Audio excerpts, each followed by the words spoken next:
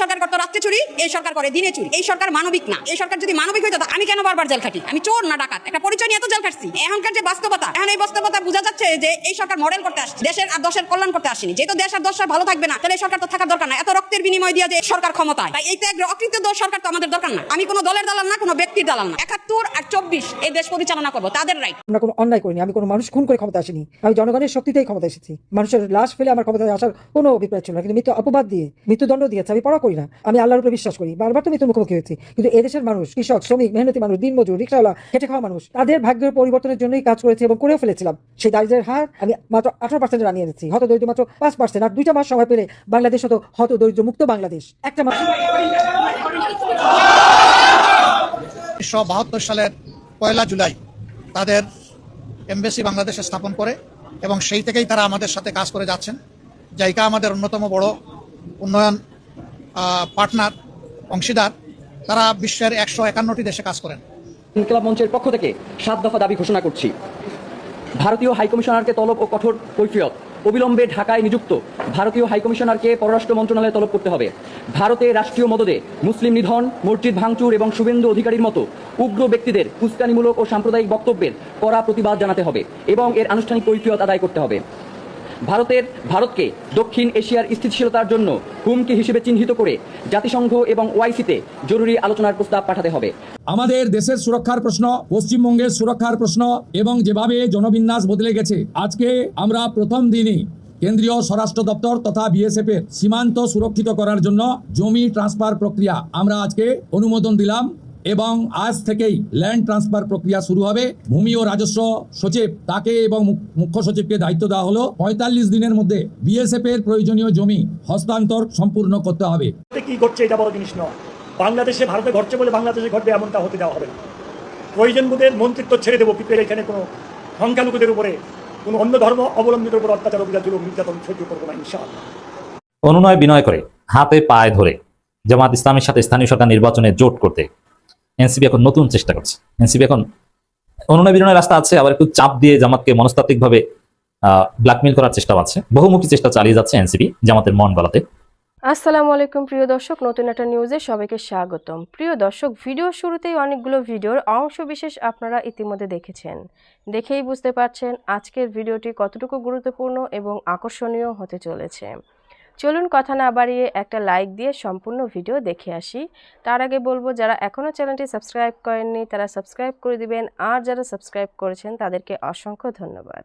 তারেকের plan petrol পাবে না, তারেকের প্ল্যান বিদ্যুৎ পাবে না, তারেকের প্ল্যান খাদ্য পাবে না, তারেকের প্ল্যান কৃষক সেচ পাবে না। এই তো প্ল্যান দেখাচ্ছে সে। মানুষের সব অধিকার ছিল, আজকে সব একে শেষ। জুলাই 15 তারিখ থেকে হত্যাকাণ্ড শুরু করলো। হত্যা শুরুই করলো আমার ছাত্রলীগের ছেলে সবুজ আলীকে দিয়ে, কিন্তু সবুজ আলী শহীদ হতে পারলো না। আর আবু সাইদ, যার বুকে গুলি লাগে নাই, তার বুকে গুলি লেগে নাকি সে মরে গেল। এখন পোস্টমর্টমে বেরোলো, তার বাবা সাক্ষী দিল ওর মাথার পিছনে আঘাত লেগেছে, বুকে কোনো গুলির চিহ্ন নাই, কিন্তু তারপরও সারা বিশ্ব জুড়ে রটালোকি আবু সাইদ বুকে গুলি খেয়ে তাকে পুলিশ নাকি মেরে ফেলেছে, আমি একে হত্যা করেছি। তো গুলিটা কোথায় লাগলো? এত কোনো প্রমাণ নাই। মিথ্যা 1400 মানুষ নাকি আমি হত্যা করেছি, আজ পর্যন্ত কিন্তু তালিকা দিতে পারেনি। আর জাতিসংঘ ওই ইউনুস সেন্টার থেকে যা তৈরি করে দেয় তাই লিখে দিয়ে এই মিথ্যা অপবাদ সারা বিশ্বব্যাপী দিল, কিন্তু আজকে প্রমাণ কি করতে পেরেছে? পারেনি। আমি কেন মানুষ হত্যা করতে যাবো? আমি যখন শুনলাম লাশ ফেলবে, আমার তখনই যে এই লাশ তো, এটা তো পুলিশের গুলিও না, কিছু না, এখন বেরোচ্ছে স্নাইপার রাইফেল দিয়ে একের পর এক যে হত্যাকাণ্ড করে সমস্ত দোষ আওয়ামী লীগের উপর। হত্যা করলো ইউনুস তারেকরা মিলে, জামাত ইউনুস তারেক, এরাই তো মিলে হত্যা করলো। আর সব মামলা আওয়ামী লীগের বিরুদ্ধে, এদেরকে যারা এই হত্যাকাণ্ড অগ্নিসংযোগের সাথে জড়িত তাদের দেওয়া হলো দায় মুক্তি। আইন নাই, আইনের শাসন নাই, বিচার নাই, লেখাপড়ার সুযোগ নাই, বিদ্যুৎ নাই, পানি নাই, গ্যাস নাই, সার নাই, মানুষের কাজ নাই, শিল্প কলকারখানা বন্ধ। আর আওয়ামী লীগের শত শত হাজার হাজার নেতাকর্মীকে কারাগারে বন্দী করে রেখেছে। প্রায় 10,000-এর উপর আমাদের নেতাকর্মী, তাদেরকে হত্যা করেছে, গুম করেছে, পুড়িয়ে মেরেছে, লাশ ভাসিয়ে দিয়েছে। একটা বাড়িতে আগুন দিয়েছে, 5জন 6জন করে মারা গেছে, এমনকি 32 নম্বরে আগুন দিয়েছে, সেখানেও লাশ রাস্তায় পড়ে, সেগুলি শনাক্ত হয়নি, তাদের নাম ঠিকানাও এখনো পাওয়া যায়নি। হাজার হাজার পুলিশ মেয়ে পা বেঁধে ঝুলানো, আওয়ামী লীগ মেয়ে, যুবলীগ, ছাত্রলীগ মেয়ে পা বেঁধে ঝুলানো, তাদের উপর নির্যাতন, শুধু ঢাকা শহর না, বাংলাদেশের বিভিন্ন অঞ্চলে এত অবিচার, এত অন্যায়, এত অত্যাচার, এত নির্যাতন। যারা এটা করছে তাদের আমি জনগণকে আহ্বান করবো যে বিচার আপনাদের কাছে দিতে চাই। আমরা কোনো অন্যায় করিনি, আমি কোনো মানুষ খুন করে ক্ষমতা আসিনি। আমি জনগণের শক্তিতেই ক্ষমতা এসেছি। মানুষের লাশ ফেলে আমার ক্ষমতায় আসার কোনো অভিপ্রায় ছিল না, কিন্তু মৃত্যু অপবাদ দিয়ে মৃত্যুদণ্ড দিয়েছে, আমি পড়া করি না। আমি আল্লাহর উপরে বিশ্বাস করি, বারবার তো মৃত্যুর মুখোমুখি হয়েছি, কিন্তু এদেশের মানুষ, কৃষক, শ্রমিক, মেহনতি মানুষ, দিনমজুর, রিক্সাওয়ালা, খেটে খাওয়া মানুষ, তাদের ভাগ্যের পরিবর্তনের জন্যই কাজ করেছে এবং করেও ফেলেছিলাম। সেই দারিদ্রের হার আমি মাত্র 18% আনিয়ে দিচ্ছি, হত দরিদ্র মাত্র 5%। আর 2টা মাস সময় পেলে বাংলাদেশ হতো হত দরিদ্র মুক্ত বাংলাদেশ। একটা মানুষ গৃহহীন ভূমিহীন থাকতো না, কিন্তু আজকে আবার মানুষের ঘর নাই, বাইরে সব জ্বালিয়ে পড়ে সরকার। আওয়ামী লীগের প্রত্যেকটা নেতা কর্মীদের বাড়িতে হামলা, লুটপাট। এই এত লুটপাট করা জিনিস যে তারা নিয়ে নিয়ে গেছে, লজ্জা করে না? উন্ডে জিনিস লুট করে খেতে যারা নেয়, আবার অনেকে ভিক্টরি দেখায়। কিরকম চুরি করলেও ভিক্টরি দেখাবে? মানুষের তো মান সম্মান ইজ্জত বলে থাকে, তাও এদের নাই। 32 নম্বর কি অপরাধ করেছে? 2টা বোন উত্তরাধিকার সূত্রে ওইটুকু পেয়েছিলাম, জনগণকে দান করে দিয়েছি, ট্রাস্ট করে দিয়েছি। এই ট্রাস্ট থেকে প্রায় 2400 মানুষকে আমরা সাহায্য করতাম, 1600-1700 ছাত্রছাত্রীদের আমরা স্টাইপেন্ড দিতাম, সব বন্ধ হয়ে গেছে। এই যে মানুষগুলি চিকিৎসা বা তাদের জীবনের যাত্রার জন্য টাকা দিয়ে সাহায্য করতাম ট্রাস্ট থেকে, আজকে তারা না খেয়ে মারা যাচ্ছে। সারা বাংলাদেশে আজকে হাহাকার। আবার বাংলাদেশটাকে ভিক্ষুকের জাতিতে পরিণত করলো। উন্নয়নশীল দেশের মর্যাদা এনেছিলাম, সেই উন্নয়নশীল দেশের মর্যাদায় থাকতে দিল না বাংলাদেশকে। এরা কারা? জাতির পিতা বঙ্গবন্ধু শেখ মুজিবুর রহমানের নেতৃত্বে যে পাকিস্তানি হানাদার বাহিনীকে পরাজিত করে এই বাঙালি জাতি বিজয় অর্জন করেছিল, বিজয় জাতি হিসেবে বিশ্ব দরবারে মাথা উঁচু করে চলতো। এই বাঙালি জাতিকে অর্থনৈতিকভাবে, রাজনৈতিকভাবে, সামাজিকভাবে, সাংস্কৃতিকভাবে উন্নত করে, যেখানে জাতির পিতা যুদ্ধ বিধ্বস্ত দেশ উন্নত করে স্বল্পোন্নত দেশে উন্নীত করেছিলেন, তারই পদাঙ্ক অনুসরণ করে সেই আদর্শকে নিয়ে স্বল্পোন্নত দেশ থেকে জাতির পিতার স্বপ্ন পূরণে বাংলাদেশকে উন্নয়নশীল দেশের মর্যাদায় উন্নীত করেছি। সেটাও ধ্বংস হয়ে গেছে, করতে পারলো না। এই 26 থেকে আমাদের যাত্রা শুরু হওয়ার কথা ছিল, আমরা যখন উৎসব করবো উন্নয়নশীল দেশ হিসেবে, আজকে তখন সকলের চোখের পানিতে বাংলাদেশ ভাসছে। আজকে সকলকে ঐক্যবদ্ধ হতে হবে। আপনারা প্রত্যেকটা কৃষক লীগের নেতাকর্মী, আপনারা যা যা এলাকায় কৃষকের পাশে দাঁড়ান, তাদের নিয়ে আন্দোলন শুরু করেন। আপনারাই তাই সময় দেন, আন্দোলন করেন, যে কৃষকের যা যা প্রয়োজন সব তাদের দিতে হবে।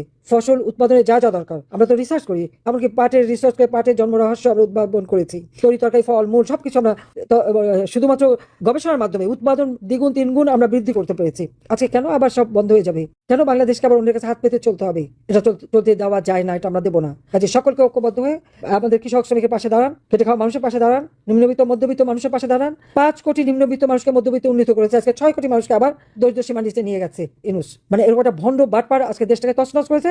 আর ওইতে চোরের সাক্ষী মানে আর একজন খুনি এসে বসেছে, লুটপাট আবার শুরু করেছে, দেশের দিকে খবর নাই। তার এক প্ল্যান আছে, সেই প্ল্যান কি?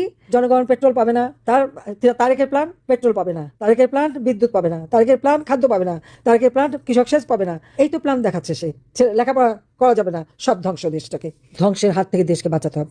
সবাই ঐক্যবদ্ধ হন। জাতির পিতা স্বাধীনতা দিয়ে গেছেন, আমরা উন্নয়নশীল দেশের মর্যাদা উন্নীত করেছিলাম। ইনশাল্লাহ এই বাংলাদেশের জনগণ সকল কাছে রুখে দাঁড়াতে হবে। ঘন্টার পর ঘন্টা বসে থাকলে তো তেল পাওয়া যাবে না। কাজে এখানে সকলকে রুখে দাঁড়াতে হবে, প্রতিবাদ করতে হবে, প্রতিরোধ গড়ে তুলতে হবে। এই সমস্ত জঞ্জাল সরকারগুলিকে বিদায় দিয়ে দিতে হবে। এক কথা আওয়ামী লীগ পারে এদেশের মানুষের সব সমস্যার সমাধান করে আবার মানুষের জীবনে শান্তি, নিরাপত্তা, উন্নতি নিশ্চিত করতে, এবং সেটাই আমরা করবো ইনশাল্লাহ। কৃষক লীগকে অনেক ধন্যবাদ। এই সংগঠনকে আরো শক্তিশালী করে গড়ে তুলুন, কৃষকের পাশে দাঁড়ান। সবাইকে ধন্যবাদ। জয় বাংলা, জয় বঙ্গবন্ধু। বাংলাদেশ চিরজীবী হোক। খোদা হাফিজ। অনুনয় বিনয় করে হাতে পায়ে ধরে জামাত ইসলামের সাথে স্থানীয় সরকার নির্বাচনে জোট করতে এনসিপি এখন নতুন চেষ্টা করছে। এনসিপি এখন অনুনয় বিনয়ের রাস্তা আছে, আবার একটু চাপ দিয়ে জামাতকে মনস্তাত্ত্বিকভাবে ব্ল্যাকমেল করার চেষ্টাও আছে। বহুমুখী চেষ্টা চালিয়ে যাচ্ছে এনসিপি জামাতের মন গলাতে। কিন্তু জামাত রাজনীতি শিখে গেছে। জামাত দেখছে যে রাজনীতিতে ইমোশনের কোনো স্থান নেই। রাজনীতি এটা একটা হার্ড খেলা, এখানে মন অনেক কঠোর করতে হয়। জামাতের লোকজন এই ইমোশনের কারণে, তাদের নরম হৃদয়ের কারণে অনেক ভুল করেছে। কেউ যদি এসে জামাতের কাছে ভ্যাবা করে কান্না করে দেয়, জামাত মনে করে যে না, লোকটা মনে হয় ভালো হয়ে গেছে, আল্লাহর ওলি। 1991 সালে বিএনপি আওয়ামী লীগ কেউ সংখ্যাগরিষ্ঠতা পায়নি সরকার গঠনের জন্য। জামাত 18টা সিট পেয়েছে। অবস্থা দাঁড়িয়েছে জামাতের 18টা সিট যে দলকে সমর্থন দিবে তারাই সরকার গঠন করবে। জামাত যদি শেখ হাসিনাকে সমর্থন দেয়, শেখ হাসিনা সরকার গঠন করবে। বিএনপিকে সমর্থন দিলে খালেদা জিয়া সরকার গঠন করবে। এখন তো জামাতের গুরুত্ব বেড়ে গেছে। এখন অথবা গোলাম আজমকে আজকে বিএনপির লোকজনও নাক ছিটকায়, অথচ গোলাম আজমকে তখন শেখ হাসিনাও আব্বা ডেকেছে, আর আওয়ামী লীগও আব্বা ডেকেছে, মানে বিএনপিও আব্বা ডেকেছে। গোলাম আজমকে দেখলে আজকের প্রধানমন্ত্রী তারেক রহমান দাঁড়িয়ে যেতেন যে স্যার এসেছেন, খালেদা জিয়া দাঁড়িয়ে যেতেন যে স্যার এসেছেন। আজকে সেই গোলাম আজমকে দেখলে নাক ছিটকায়। তো দর্শক, আল্লাহ রাব্বুল আলামিন অথবা গোলাম আজমকে জান্নাতের সর্বোচ্চ মাকাম দান করবে। দুনিয়ার এই বাহাদুরির পর যখন সবাই কিয়ামতে উঠবে, তখন দেখবে যে গোলাম আজম কি। ইনশাআল্লাহ হোয়াটএভার, এই আলোচনা আমি এখানে করছি। পরকালে কি হবে আল্লাহ ভালো জানেন। তবে দেখবেন কোরআন হাদিস এবং কি করলে কি হয়, কোনটা ভালো কাজ, কোনটা খারাপ কাজ, কোনটা সওয়াবের কাজ, কোনটা পাপের কাজ, এটা তো আমরা বুঝি।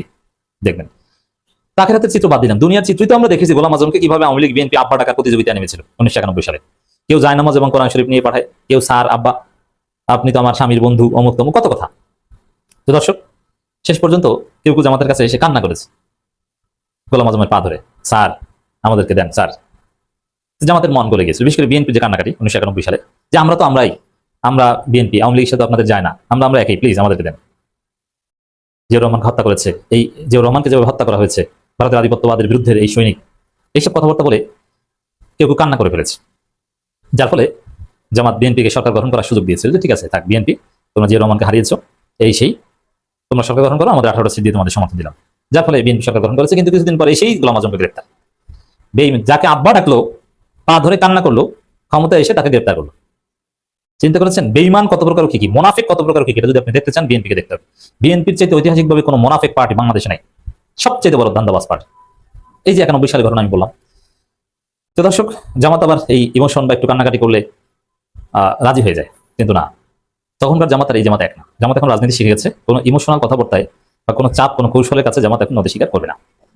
জামাত এখন ক্ষমতার একদম দ্বার প্রান্তে, তারা কস্ট বেনিফিট ক্যালকুলেশন ছাড়া কোনো কাজ করবে না। জামাতের ইন্টারনাল সেটআপের মধ্যে ইমোশনাল স্থান নেই।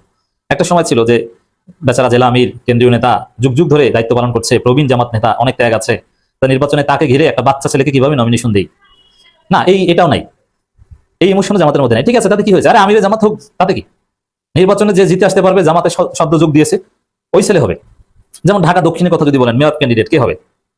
ঢাকা দক্ষিণের মেয়র ক্যান্ডিডেট হেলাল উদ্দিন, অমুক তমুক, আর কত আছে, কত বছর জেল খেটেছেন, কত ত্যাগ, প্রবীণ সংগঠক, আজকে জামাতের দুঃসময়ের নেতা, জামাত তো হারিয়ে গিয়েছিল, সংগঠন ধরে রেখেছেন, এই সেই। এমনকি সালিম উদ্দিনের ক্ষেত্রে বলা হচ্ছে, এর মতো ত্যাগী নেতা, ফল কিনতে পারেননি, বছরের পর বছর জেল খেটেছেন, পালিয়ে বেরিয়েছেন, কি দুর্বিষহ একটা অবস্থা, ভয়াবহ একটা অবস্থা।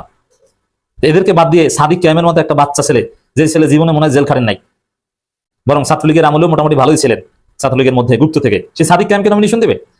এটা নিয়ে কোনো হীনমন্যতা নেই। হ্যাঁ, কারণ সাদিক ক্যাম জিতে আসতে পারবে, সাদিক ক্যামকে নমিনেশন দিতে হবে। জামাত রাজনীতি শিখে গেছে, ইমোশন জামাতকে আর ড্রাইভ করে না। তো এই জায়গায় এনসিপির ছেলেরা, বিশেষ করে সাবেক শিবির যারা আজকে এনসিপি করে, তারা জামাতের বিভিন্ন বেশ কয়েকজন নির্বাহী পরিষদ সদস্যের সাথে যোগাযোগ করছে, বলছে যে ভাই, আমরা তো জামাতই করি, আমরা তো একই লোক, শিবির করেছি, আমরাই তো এখানে নমিনেশন পাবো, তা আমাদেরকে একজোট করে একটু সমর্থন দেন না। কিন্তু জামাতের মন বলছে না, এই অনুনয় বিনয় চলছে। বিশেষ করে সাবেক শিবিররা জামাতকে এখানে বেশি অ্যাপ্রোচ করার চেষ্টা করছে, ইনসিস্ট করার চেষ্টা করছে। এর বাইরে এনসিপি আরেকটা চালাকি করেছে। দেখেন, উপজেলা নির্বাচন হবে কিনা এতেই তো সন্দেহ। মির্জা ফখরুলের একটা বক্তব্য থেকে মোটামুটি ধারণা করা হয় যে বাংলাদেশের উপজেলা নির্বাচন ব্যবস্থা উঠিয়ে দেওয়া হবে, এবং বিএনপি উপজেলা নির্বাচনের বিরুদ্ধে। বিএনপি এসে এর আগে উঠিয়ে দিয়েছিল, বিএনপি 2001 থেকে 2006 ক্ষমতা ছিল, সম্ভবত ওই সময় কোনো উপজেলা পরিষদ নির্বাচন হয়নি, এমনকি 91 থেকে 96 না সম্ভবত। মানে বিএনপি উপজেলা পদ্ধতির বিরুদ্ধে, উপজেলা পদ্ধতির এরশাদের থিওরি এবং আওয়ামী লীগ সেটা মেনে নিয়েছে। যার ফলে এখন আবার ইঙ্গিত পাওয়া যাচ্ছে যে উপজেলা পদ্ধতি থাকবে না। মনে করা হয় যে এটা কোনো প্রয়োজনই নেই। এমপি আছেন, উপজেলা প্রশাসন ইউএনও আছে, পৌরসভা আছে, ইউনিয়ন পরিষদ আছে, তাতে আলাদাভাবে উপজেলা পরিষদ, এটা জাস্ট অর্থ খরচ, অর্থ অপচয়। এটা বিএনপির থিওরি, এটা প্রয়োজন নেই। উপজেলা ব্যবস্থায় উঠে দিতে পারে, স্থানীয় সরকারের সিটি কর্পোরেশন থাকবে, পৌরসভা থাকবে, ইউনিয়ন পরিষদ থাকবে, জেলা পরিষদ তো আছে, সেখানে উপজেলা পরিষদ, উপজেলা চেয়ারম্যান, ভাইস চেয়ারম্যান, এটা কোনো প্রয়োজন নেই। এটা মনে করা হয়, বিএনপি মনে করে। তো যেখানে উপজেলা নির্বাচন হয় কিনা সেটাই সন্দেহ, সেখানে 100 উপজেলা পৌরসভায় এনসিপি তাদের প্রার্থী তালিকা ঘোষণা করেছে। এই প্রার্থী তালিকা ঘোষণা করার তাৎপর্য, এটা হচ্ছে জামাতের সাথে নেগোসিয়েশন একটা কৌশল, যে জামাত, আমরা তো ঘোষণা শুরু করেছি, আমাদের তো লোক আছে, এগুলো আমরা সব উঠিয়ে নিব, কোনো সমস্যা নেই, আমাদেরকে শুধু ঢাকা দক্ষিণটা দেন। এভাবে জামাতকে অ্যাপ্রোচ করার চেষ্টা করছে, কিন্তু কোনো লাভ নেই। দেখেন, এই যে এনসিপি, জামাত রাজনীতি বুঝে গেছে, কোনো ইমোশনে জামাত এখন ড্রাইভ হয় না, ড্রিভেন হয় না। এখানে দেখেন, 100 উপজেলা পৌরসভা এনসিপি প্রার্থী তালিকা ঘোষণা করেছে, তাদের এই তালিকা, এটা একটা ব্যর্থ তালিকা, এটার কোনো ফজিলত নেই। কারণ এখানে যারা প্রার্থী তালিকা আছে, আমি চিনি অনেকেই, তারা কেউই, আমি দায়িত্ব নিয়ে বলছি, তারা কেউই উপজেলা নির্বাচন তো দূরের কথা, ইউনিয়ন পরিষদের মেম্বার ইলেকশন করার যোগ্যতা রাখেন না, ইচ্ছা নেই, সেরকম অর্থ মানসিকতা কিছুই নেই। এটা জামাতকে দেখাতে জাস্ট একটা হাইপ, অনলাইন হাইপ।